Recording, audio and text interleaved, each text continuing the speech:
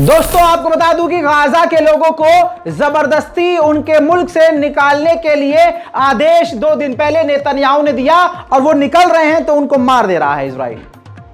ये बता चुका हूं ना आपको बता दूं कि अब हमास के लीडर इस्माइल हानिया का बयान पहली बार आ गया है। उन्होंने कहा है कि यह सरासर गलत है अमेरिका और इजराइल का फैसला कि गाजा के लोग गाजा की जमीन छोड़ें। हम उनको बता देना चाहते हैं कि हम लोग हारेंगे नहीं, ना हम पीछे हटेंगे, ना अपनी जमीन को छोड़ेंगे। गाजा के लोग भी गाजा को नहीं छोड़ेंगे और इजिप्ट की गवर्नमेंट का हम भाइयों का शुक्रिया अदा करते हैं जो हमारे साथ खड़े हैं और वो भी यही कह रहे हैं कि गाजा के लोगों को गाजा का इलाका नहीं छोड़ना चाहिए। साथ में उन्होंने ये भी कहा कि इजराइल अपने हमलों में लोगों को मार रहा है, बच्चों को मार रहा है, मस्जिदें तबाह कर रहा है, अस्पताल उड़ा रहा है, बैंक उड़ा रहा है। साथ में इस्माइल हानिया ने यह भी कहा कि किसी भी तरह से किसी भी फिलिस्तीनी को हम गाजा नहीं छोड़ने देंगे। आइए दोस्तों, ये तो एक नॉर्मल स्टेटमेंट थी, लेकिन अब ब्रेकिंग न्यूज आपके सामने रखना चाहूंगा। बड़ी खबर यह है कि हमास गाजा से निकलने वाले लोगों का ही रास्ता रोक के खड़ा हो गया है। हमास के लोग पूरी तरह से, देखिए सैटेलाइट इमेज है, पूरी तरह से गाड़ियों को ब्लॉक कर चुके हैं। गाड़ियां लगाकर रोड को ब्लॉक करके लोगों को रोक रहे हैं और गाजा के लोगों को गाजा से बाहर निकलने नहीं दे रहे हैं। हमास का मानना यह है कि अगर गाजा के लोगों ने गाजा ही छोड़ दिया तो फिर दुनिया वैसे ही चुप हो जाएगी और इजराइल पूरे गाजा पर कब्जा कर लेगा।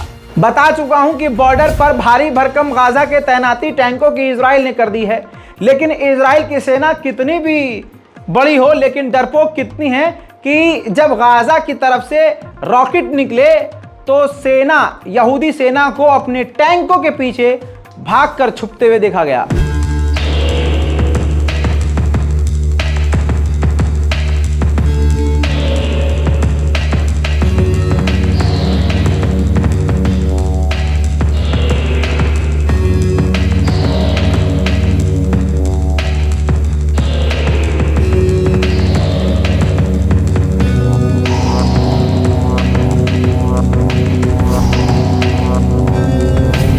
उधर इजराइल के अंदर, इजराइल की राजधानी तेल अवीव में मिनिस्ट्री ऑफ डिफेंस के बाहर यहूदी प्रदर्शन कर रहे हैं कि हमारे जो लोग किडनैप किए गए हैं हमास के द्वारा, उसको आप वापस लेके आओ हर हाल में। देखिए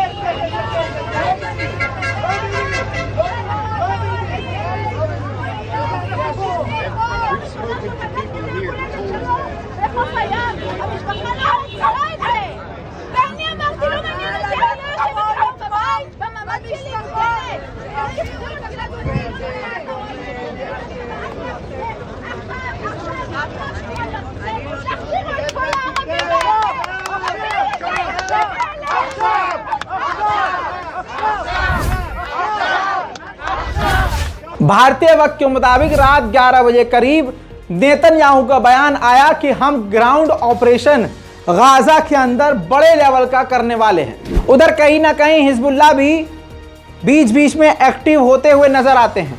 हिजबुल्लाह ने जानकारी दी है कि बॉर्डर पर इजराइल का सर्विलांस अड्डा जो था, सैटेलाइट अड्डा, हमने उसको हिट किया है। यूएन से दुनिया शिकायत कर रही है कि गाजा के साथ गलत हो रहा है, तो यूएन सख्त कदम उठाने के बजाय इजराइल से रिक्वेस्ट कर रहा है कि गाजा के लोगों को बचाओ। उधर पेरिस में यानी फ्रांस में पाबंदी है कि फिलिस्तीन के लिए आप बोल नहीं सकते, प्रदर्शन नहीं कर सकते, लेकिन पाबंदियों के बाद वहां पर जमकर प्रदर्शन फिर से होता हुआ नजर आ रहा है। ताजा तस्वीर है, देख लीजिए।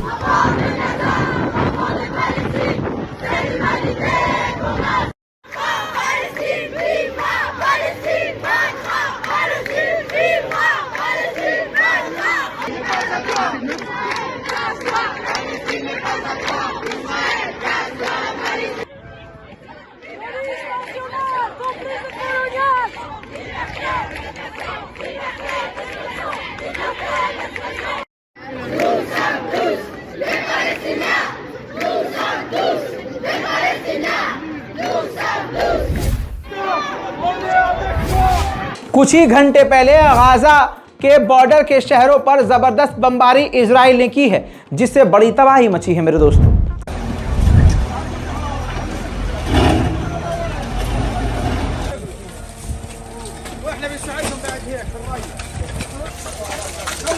مين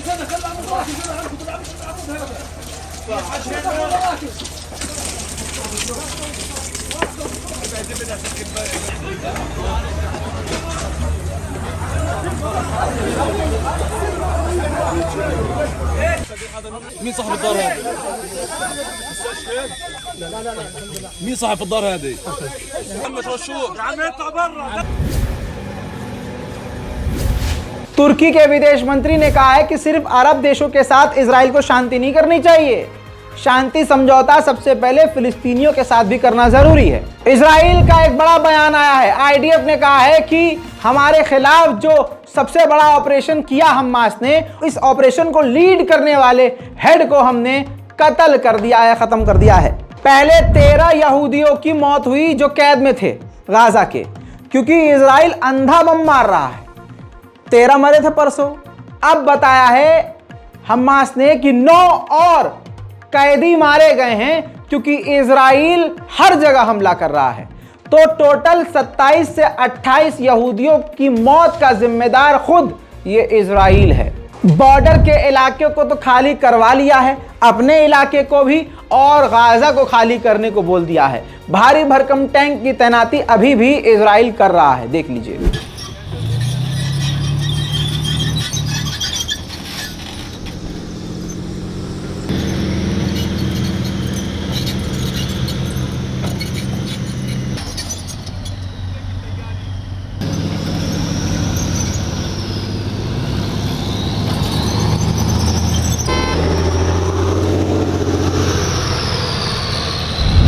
एक और संगठन है गल्फ कॉरपोरेशन काउंसिल, जीसीसी, यह भी अरबियों का है।